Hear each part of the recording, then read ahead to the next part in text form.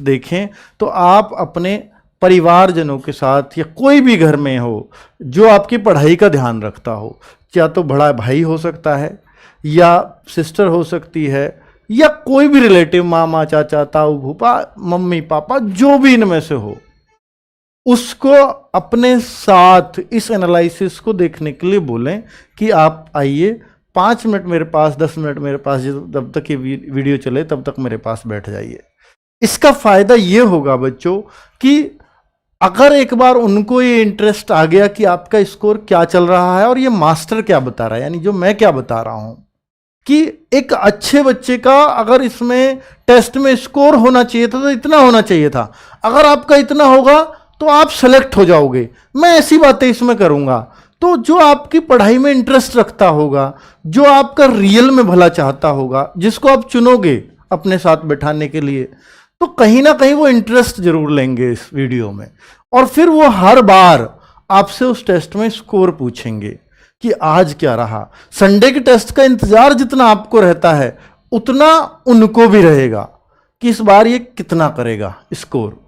तो जब ये इंटरेस्ट किसी और को आ जाए ना आपकी पढ़ाई में, तो जाहिर सी बात है कि आपके ऊपर एक प्रेशर आना शुरू हो जाएगा। फिर आपको ये डर लगेगा कि मुझे कल को जवाब देना है इनको कि ये स्कोर क्यों कम हुआ, इस स्कोर को कैसे बढ़ाऊं। तो जो आप भटकते हो ना कई बार पढ़ाई से, जो आप खुद का एनालिसिस नहीं कर पाते हो, तो वो बड़ा हेल्प करता है बच्चों में। मैंने एवरेज बच्चों को टॉपर बनते देखा है इस ट्रिक से। एक छोटी सी चीज है बस, ठीक है बच्चों। तो बाकी मर्जी आपकी है, क्योंकि मैं आपको देखने नहीं आ रहा हूं, मैं जस्ट यहां से गाइड कर सकता हूं। लेकिन उस गाइडेंस को अगर कोई फॉलो करा सकता है, इसलिए मैं आपके साथ बिठाने को उनको बोल रहा हूं, ठीक है। बहुत सारे बच्चे घर से दूर पढ़ते होंगे, उनकी मजबूरी हो सकती है, तो उनको बोलो कि वो घर पे देख लें इस वीडियो को, ठीक है। अपने मम्मी पापा जो भी आपके पढ़ाई का ध्यान रखते हो। इस एनालिसिस के फायदे क्या हैं पहले सुन लीजिएगा, उसके बाद हम फिर बात करेंगे कि जैसे आप में से मॉक टेस्ट एनालिसिस जो मैं ये वीडियो बना रहा हूं, इसका फायदा क्या होगा, ये जरूरी है ना देखना। क्यों जरूरी है देखना, इस बात को बता रहा हूं। और आपके सिलेक्शन में इस एनालिसिस का कितना योगदान होने वाला है। मैंने पिछले साल 90 प्लस बच्चे थे जिनके 160 प्लस मार्क्स आए। ऑलमोस्ट मेरी सबसे बात हो गई होंगी, कुछ से नहीं भी हो पाई उनमें से, पर उनमें से लगभग सबका जवाब था, लगभग सबका। मुझे नहीं मिला कोई बच्चा ऐसा जिसने ये ना बोला हो कि सर मैंने मॉक टेस्ट एनालिसिस ना देखा। आपका मॉक टेस्ट एनालिसिस सब देखते थे, उससे उनमें एक ललक रहती थी कि इस बार हमारी स्थिति क्या है। वो स्थिति मैं आपको बताने वाला हूं इस एनालिसिस के माध्यम से, कि आप में हर संडे एक मॉक टेस्ट देने की एक जागरूकता आएगी, एक नियम बना पाओगे कि मुझे हर संडे देना ही देना है। इस दिन में आकर के आपको जागरूक करूंगा कि मॉक टेस्ट नहीं दे रहे हो तो आप कितना पीछे जा रहे हो बाकी लोगों से। और जो सिलेक्शन लेंगे उनमें से हर बच्चा मॉक टेस्ट दे रहा होगा, तो अगर आप नहीं दे रहे हैं तो आप पीछे जा रहे हैं। और ये मॉक टेस्ट ना कैसे अवेलेबल है, ये वही टेस्ट पेपर है जो आपके एग्जाम में आएगा, बस उससे थोड़ा बहुत लेवल अप डाउन हो सकता है, ऐसा भी हो सकता है, एग्जैक्ट भी हो सकता है। तो हम अंदाजे से बनाते हैं, जो प्रीवियस ईयर हमने देखे हैं हम उससे थोड़ा टफ रखने की कोशिश करते हैं।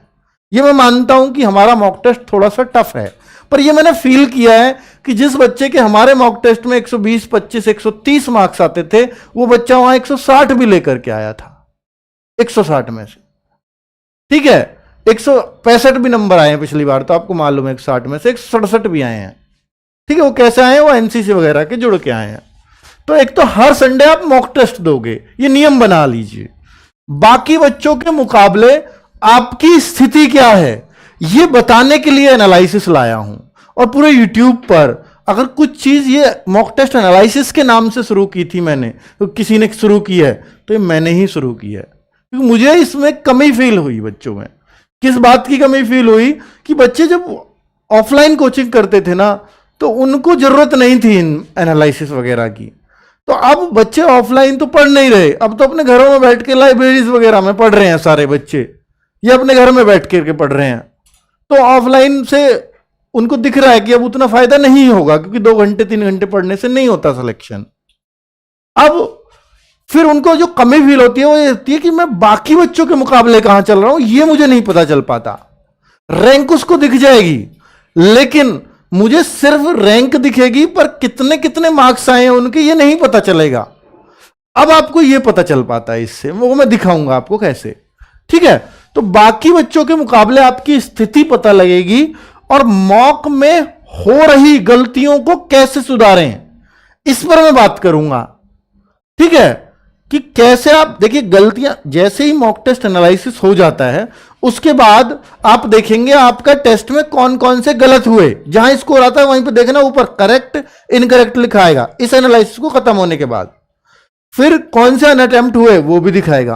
तो जो आपके इनकरेक्ट हुए उन पर काम करना होगा आपको, कि गलतियां किस में हुई है। जो चैप्टर मुझसे बिल्कुल नहीं आता, अगर वो गलत हो रहा है तो टेंशन नहीं है, लेकिन जो आ रहा है वो भी गलत हो रहा है तो ये हमारी गलती है। तो सोचो मैंने क्या गलती की होगी उस क्वेश्चन को पढ़ते टाइम।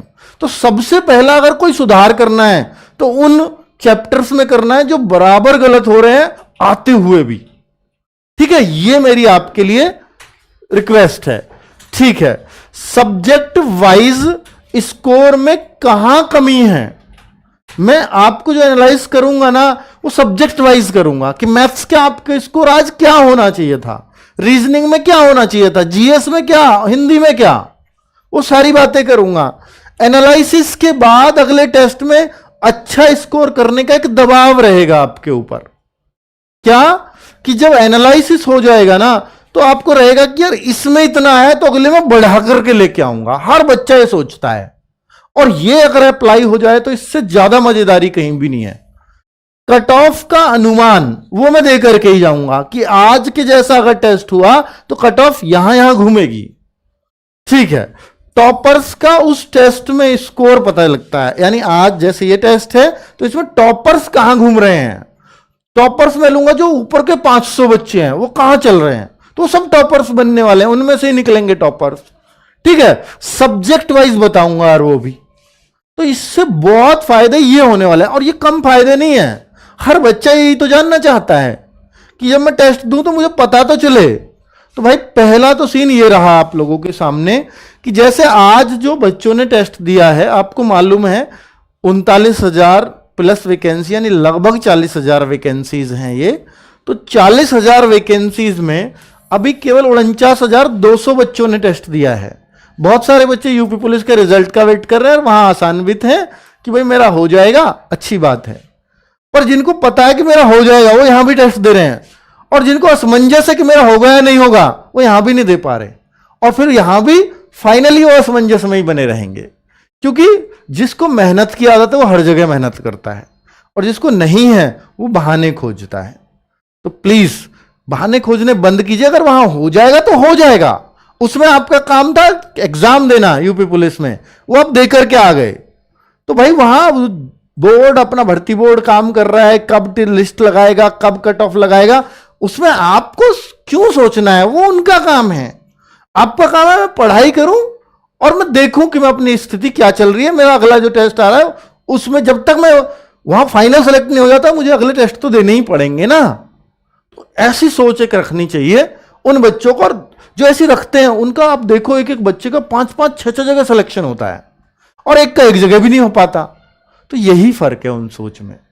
ठीक है, चलो तो अगर मैं देखूं कि टॉप 100 स्टूडेंट्स जो आज हैं ऊपर के 100, इन 49,200 में से, तो वो बच्चा 142.5 से ज्यादा स्कोर कर रहे हैं 160 में से। इससे घबराने की जरूरत नहीं है। आपके सर मैं तो 100 भी नहीं कर पा रहा, बेटा ये ठीक है, ये हर जगह मिलेंगे।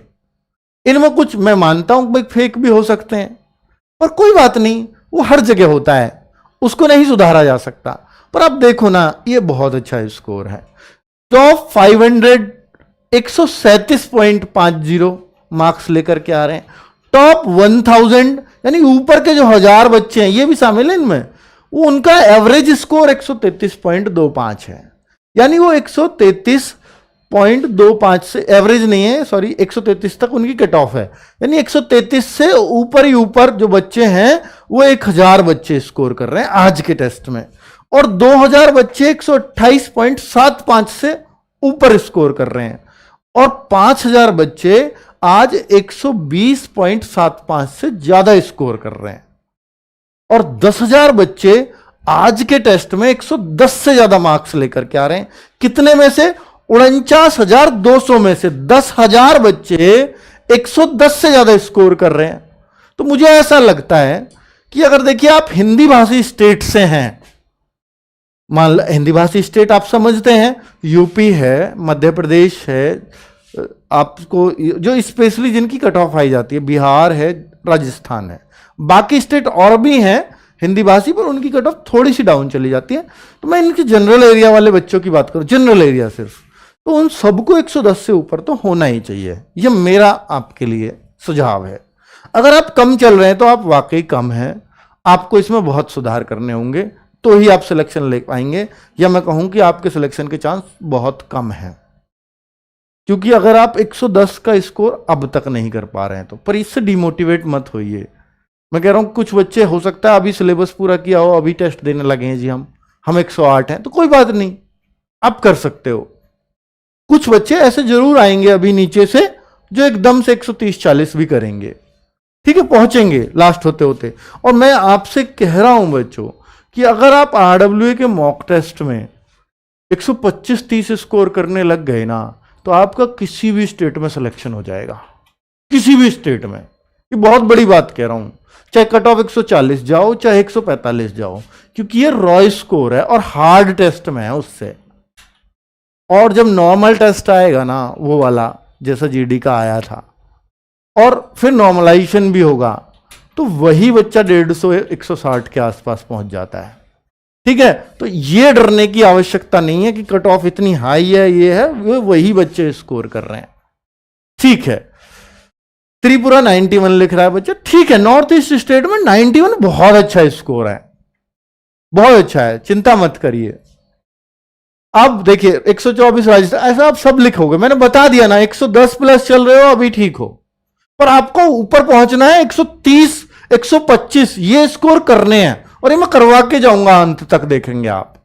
कब तक? जब तक मैं मॉक एनालिसिस लाता रहूंगा, आप में एक अलग जगती रहेगी, और आप जब देखेंगे ना लास्ट में, तो आज जो 110-12 पे अटक रहा है, मैं इनको 130 के पार उतार दूंगा, यहीं से कुछ बातें बता करके, तो वो आपको फॉलो करनी पड़ेंगी, ठीक है।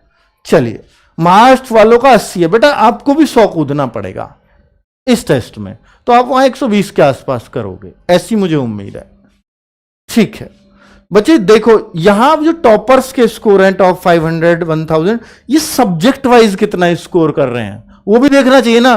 कि आज देखो, अगर आप ये सोच रहे हो बच्चों, अगर मैं ये कह रहा हूं कि ये 10,000, ये 5,000 स्टूडेंट्स का डेटा है, 5,000 स्टूडेंट्स का मतलब है कि जिनके 120.75 से ज्यादा स्कोर है, अगर उनका ये डेटा है, ये लास्ट वाली लाइन, यानी जो 121 स्कोर कर रहे हैं वो मैथ्स में आज 16-17 कर पा रहे हैं, 121।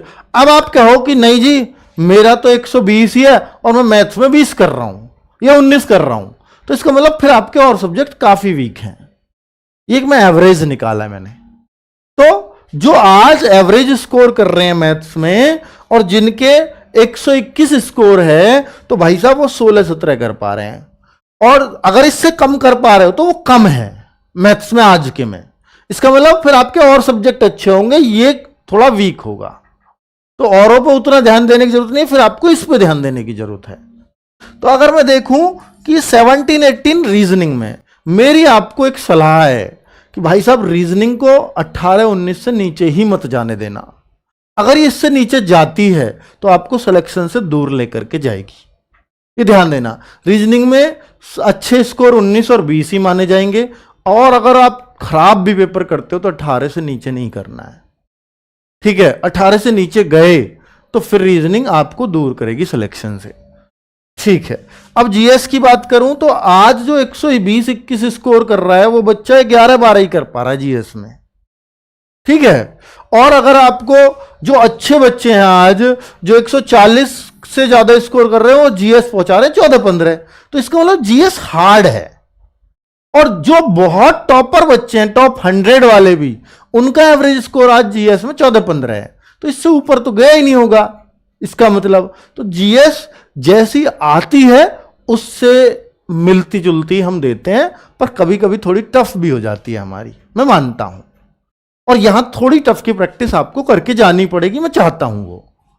अगर देखो हिंदी, तो हिंदी जो टॉप 100 यानी जो 140 स्कोर कर रहा है वो तो 19-20 ही कर रहा है आज, लेकिन 16-17 वो लोग कर रहे हैं जो 120-21 के आसपास है। मेरी फिर उनको सलाह है कि भाई साहब 120-21 रहने का कारण आपका यही है क्योंकि आप हिंदी और रीजनिंग इनमें थोड़े 2-2 अंक पीछे चल रहे हो, 2-2 क्वेश्चन पीछे चल रहे हो। अगर आप ये 2-2 क्वेश्चन यानी 4 क्वेश्चन यहां बढ़ा लेते तो आपके 8 नंबर वैसे ही बढ़ जाते। आपके अब 121 से 8 बढ़ गए 129-30 पहुंच जाएंगे और आप सेफ जोन में हो। ठीक है, तो कुल मिलाकर के मैं आपसे कहूंगा कि जो इसके स्कोर के आसपास 120-21 के आसपास, उनको हिंदी और रीजनिंग पे थोड़ा ध्यान देना चाहिए। आप कहो मेरी तो पूरी है 120 स्कोर है, दोनों पूरी हैं, एक दोनों 19-20 हैं, तो इसका मतलब फिर आपके बहुत कम है कोई सीन में से चीज, फिर आपको ये बढ़ानी होगी।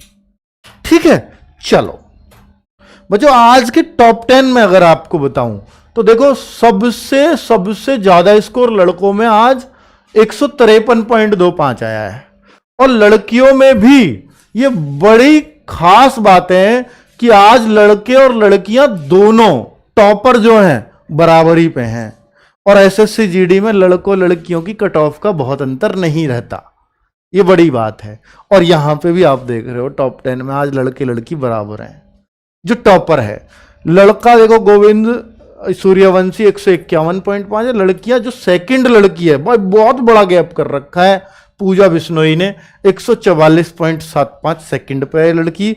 और ये देखिए लड़कियों के टॉप 10 के स्कोर्स बहुत शानदार है, लड़कों के टॉप 10 के स्कोर ये देखिए, यानी 10 लड़के ही 146 से ज्यादा स्कोर कर पाए आज के पेपर में, केवल 10 50,000 में से। तो सोच लो बहुत ज्यादा टफ कंपटीशन नहीं है अगर आप मेहनत करने वाले बच्चे हो तो।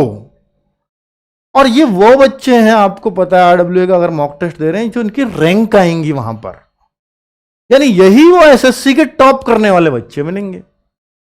जो अपने पास टॉप 100 है यही वो टॉप करेंगे, और हर अच्छा बच्चा टेस्ट दे रहा है, मैं आपको बता रहा हूं। ठीक है, तो इसलिए जो आपको यहां दिख रहा है वो रियल पेपर में दिखेगा। तो आप अगर कट ऑफ का अंदाजा मुझसे लगवाना चाहो तो मैं आपसे कहता हूं कि आज का पेपर ऐसा है कि अगर मेल वाला बच्चा आज के में हिंदी भाषी स्टेट से, मैं कॉमन बता रहा हूं बच्चों, हिंदी भाषी स्टेट से अगर आप आज 117 क्वेश्चन कर रहे हो तो मैं कहूंगा कि बहुत अच्छा स्कोर है। और यहां भी बहुत अंतर नहीं होता, मैं यहां 115 क्वेश्चन वालों को ही अच्छा मानूंगा।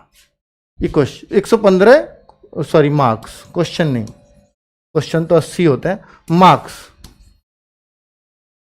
ठीक है, ये हिंदी भाषी स्टेट्स हैं, बाकी अलग अलग स्टेट्स की अलग अलग कट ऑफ जाती है। तो मैं कहूंगा कि जो हिंदी से अलग बेल्ट है, जिनकी थोड़ी सेकंड हाई है, जैसे महाराष्ट्र वेस्ट बंगाल की अच्छी खासी कट ऑफ जाने लगी है, तो मैं कहूंगा यार वो 100+ स्कोर जरूर करें।